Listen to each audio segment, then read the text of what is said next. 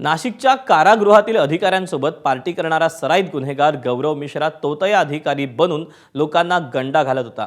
लाल दिव्याची गाडी घेऊन फिरणारा गौरव मिश्रा स्वतःला उच्चपदस्थ अधिकारी असल्याचा आवाहनात अनेकांना प्रभावाखाली घेत होता। नाशिक पोलीस आयुक्तालयातील काही अधिकाऱ्यांवरही त्यानं तोतया अधिकारी बनून छाप पाडल्याची माहिती समोर आली। 2024 मध्ये अंबड पोलीस ठाण्यात मिश्रा विरोधात तोतया अधिकारी बनून फसवणूक केल्याप्रकरणी गुन्हा दाखल करण्यात आला होता। तरी देखील तो शहरात प्रभावशाली व्यक्तींप्रमाणे वावरत असल्याचं समोर आलं।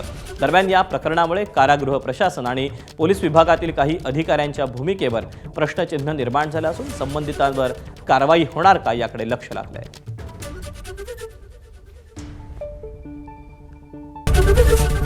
एबीपी माझा, उघडा डोळे बघा नीट।